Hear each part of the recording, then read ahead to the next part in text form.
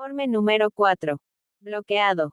Relación Perón-Lonardi y por qué Lonardi lidera la revolución de 1955, y ¿qué pasó con el enorme ingreso de divisas de la Segunda Guerra Mundial? ¿Cómo lo administró Perón?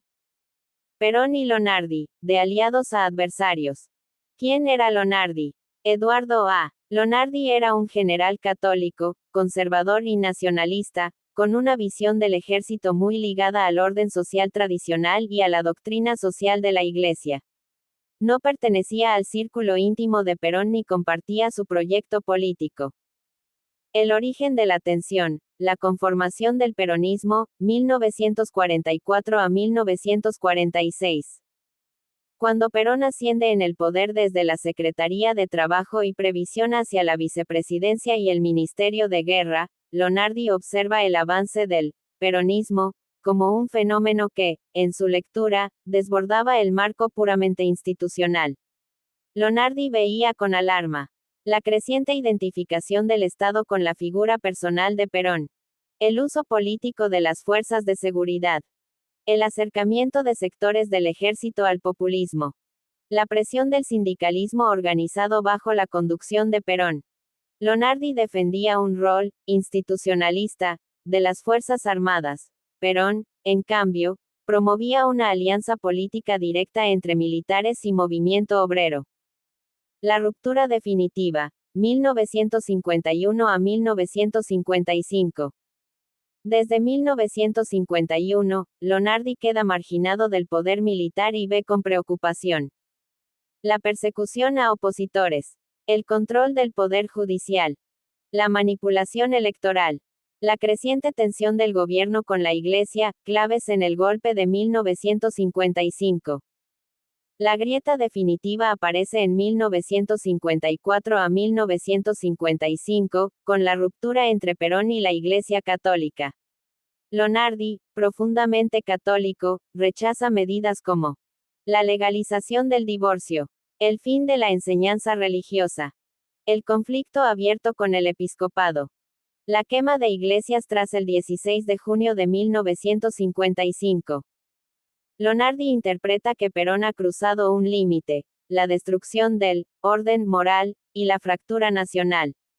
Esto lo coloca del lado de los conspiradores que buscaban terminar con el régimen. ¿Por qué Lonardi lidera la revolución del 55? La revolución libertadora no fue obra de un solo hombre, pero Lonardi se convirtió en su figura moral. Sus razones centrales. La convicción de que Perón había llevado a la nación a una deriva autoritaria. Lonardi lo expresa en su frase más famosa: ni vencedores ni vencidos. Un mensaje que buscaba restaurar una república sin persecuciones, en contraste con el sectarismo del régimen peronista. Defensa de la Iglesia y del orden moral tradicional. La persecución al catolicismo fue decisiva. Muchos oficiales y civiles se sublevaron por este motivo, y Lonardi emergió como el líder natural de ese sector. La convicción de que Perón había destruido la economía del país.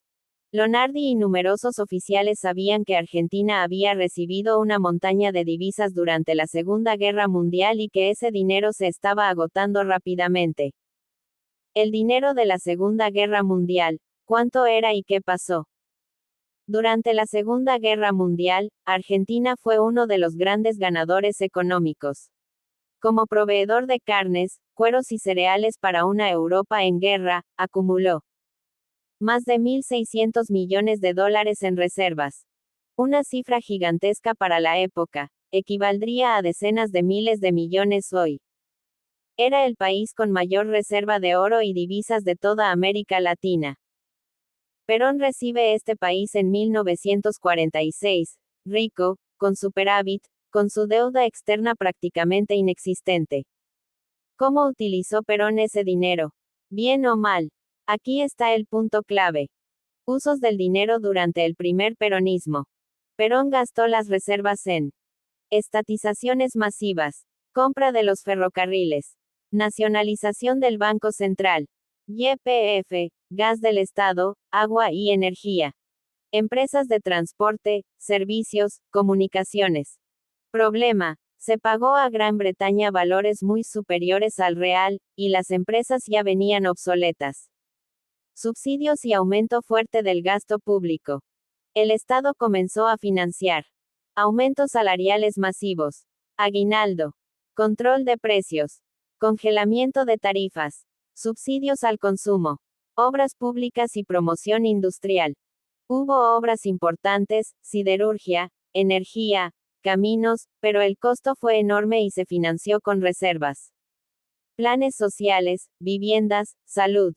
La Fundación Eva Perón llevó adelante obras notables, pero con un flujo de fondos sin control, sin auditoría y sin registros claros. Mucho se dilapidó. Resultado económico al final del gobierno de Perón. En 1955 Argentina estaba sin reservas, con inflación creciente, con balanza de pagos negativa, con recortes, con intervención económica asfixiante, con el campo destruido por el control de precios y la intervención del IAPI. El propio IAPI, creado por Perón, perdió más de 500 millones de dólares en sus últimos años. En síntesis, Perón recibe un país riquísimo. Gasta todo en 9 años. Termina dejando una economía quebrada. ¿Lo utilizó bien o mal? La mayoría de los economistas, peronistas y antiperonistas, coinciden en esto. Perón administró muy mal el superávit de la Segunda Guerra Mundial. Lo gastó en consumo inmediato, estatizaciones caras, subsidios insostenibles y políticas que destruyeron la productividad agropecuaria, base de las exportaciones. Los países que recibieron superávit en la posguerra, Canadá, Australia, Estados Unidos, lo invirtieron. Argentina lo dilapidó. Este desastre económico fue uno de los factores que alimentó el malestar militar que Lonardi capitalizó. Conclusión. Relación Perón-Lonardi. Arranca con distancia y termina en oposición frontal. Lonardi se convierte en el símbolo militar de la resistencia al autoritarismo, a la ruptura con la Iglesia y al desastre económico del régimen. El dinero de la Segunda Guerra Mundial. Argentina acumuló una fortuna histórica. Perón la utilizó de manera ineficiente, poco transparente y cortoplacista. Al agotarse, estallaron la economía y también la legitimidad política del gobierno. Bloqueado.